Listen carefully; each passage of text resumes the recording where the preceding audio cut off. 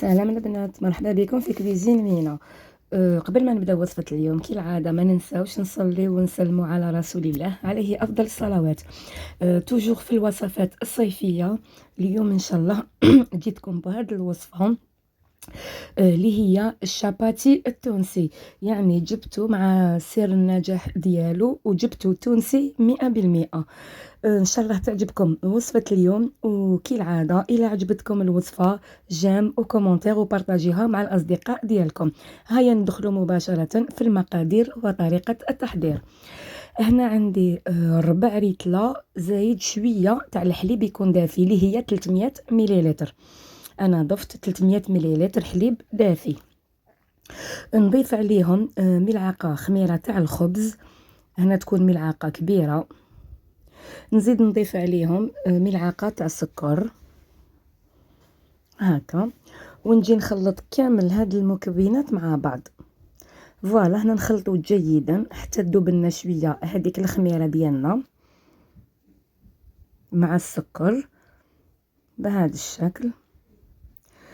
كي تندمج لنا بيان هاد المكونات راني رايحه نغطيه ونخليه يرتاح حوالي 10 دقائق هكا. نجيبو طرشونه نغطوه ونخلوه يرتاح.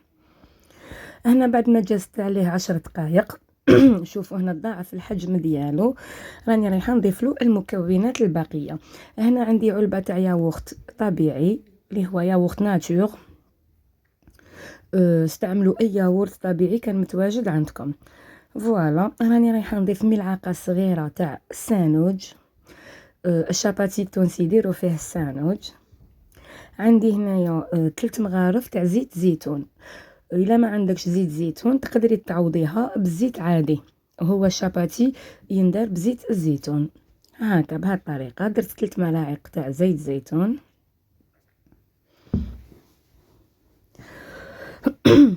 فوالا بهذه الطريقه ونجي نخلط بيان هاد المكونات مع بعض.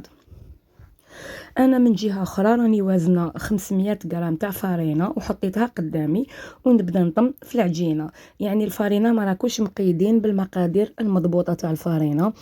عندكم فرينه اللي تشرب وعندكم فرينه اللي ما تشربش حسب النوعيه اللي تكون متواجده عندكم. نجي نضيف هنايا نحط الفرينه، كميه تاع فرينه، ونضيفوا عليها الملح حسب الذوق. يعني انتي تحكمي هنا في الذوق تاع الملح. ونبدا نعجن. العجينه تاع الخبز تاع الشاباتي تكون طريه وتلصق شويه في اليد. فوالا نبداو نطمو فيها بهذا الشكل حتى نتحصلوا على عجينه تكون تلصق شويه في اليد بهذه الطريقه. شوفوا هنا واش ندير، نجي نحطها فوق سطح العامل ونبدا نعجن فيها. هنا نعجنوها حوالي دقيقتين فقط حتى يولي السطح ديالها املس. عفوا حبيباتي.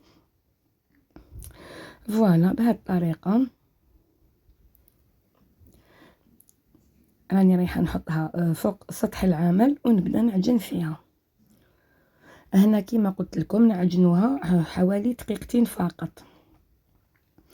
انا حبيبتي الا كنتي هذه اول مره تزوري قناتي ما تبخلينيش بالاشتراك وفعلي زر الجرس باش يلحقك كل ما هو جديد. طبعا الى عجبتك الوصفه جيم وكومنتير، وماذا بيا تبارطاجيوها مع الاصدقاء تاعكم باش تعم المشاهده وتلحق الى اكبر عدد من المشاهدات. فوالا هنا نعجنوها بهذه الطريقه حتى يولي السطح تاعها املس. فوالا شوفوا هنا عجينه راهي طريه ما شاء الله، عجينه ناجحه. واش ندير، نجيب هذاك الغيسيبيون ديالي راني رايحه ندير فيه شويه تاع الزيت بهذا الشكل، ندهنو بيان نمسحو بيان عفوا بالزيت ونحط فيه هذيك العجينه تاعي ونخليها حتى يتضاعف الحجم تاعها حوالي ساعه. دوك الحل راهو سخون شويه يعني ما حش طولنا في الاختمار ديالها. فوالا نغطيها ونخليها حتى يتضاعف الحجم ديالها. هنا باش ما نطولش لا فيديو، بعد ما خمرت لي العجينه هنا كنت قطعتها الى 7 قطع. انا وزنتهم درتهم 150 غرام للخبزة. فوالا هنا نديرو الفرينة فوق سطح العمل ونبدا نحل في الخبيزات دياولي. هنا ما نحلوهم خشن، ما نحلوهم رقاق، حوالي سمك 5 مليمتر. الطاجين تاعي اوتر طون راهو يسخن، ولا عندكم لا كريبيير كيما حبيتو. انا هنايا واش درت هنا كي نديرهم هكا نحلهم خبيزات، راني رايحه نزيد نخليهم يرتاحوا حوالي 5 دقائق واحده اخرى. انا هنا جبت سنيوه ورشيتها شويه بالفرينه وحطيت فيها هذوك الخبيزات دياولي باش يرتاحوا. هاي ليك بهذه الطريقه نرفد هذوك الخبيزات دياولي ونحطهم ونخليهم يرتاحوا. بعد ما يرتاحوا نطيبوهم عادي. فوالا هاي ليك هنا بعد ما سخنت الطاجين ديالي نبدا نطيب في الخبز. هنايا سر النجاح تاع الخبز، شوفوا غير يبدا يدير لنا شويه هادوك الفقاعات، حنا واش نديرو نقلبوه. فوالا هاوليك هنا بداو يتشكلوا لي الفقاعات. نقلب الخبزه تاعي ما نخليهاش حتى تحمر ولا تدي هذاك اللون الذهبي، نبقى نقلب ونرد فيها حتى تبدا تتنفخ. شوفوا يبدا يطلع كيما البطبوط. الشكل هنا تسمى وصفه راهي ناجحه 100%. فوالا انا نكمل نطيب الخبز ديالي كامل بهذه الطريقه، نحطو جانبا ونروحو نحضروا لوملات اللي ترافق شاباتي. هنا في اناء عندي 6 حبات بيض حسب عدد افراد العائله ولا حسب الخبيزات اللي عندك. درت لها كميه تاع المعدنوس، درت لها حبيبه تاع بصل مقطعه مربعات. هنا عندي كميه تاع جبن مبشور. فوالا وعندي تاني الطون. هنا في الوصفه الاصليه الطون تاع الزيت، انا ما عرفوش جابوا لي طون تاع الطماطم ولكن جاو بزاف بنان. فوالا درت هنا كميه وكميه نخليها للتزيين. نجي نخلط هكا شويه هاد المكونات هنا بلا ما ننساو نضيف عليهم شويه ملح وشويه فلفل الكحل باش ما يجيناش البيض ديالنا صامت ولا لوملات تاعنا تجينا صامته. فوالا نزيد لهم شويه فلفل الكحل.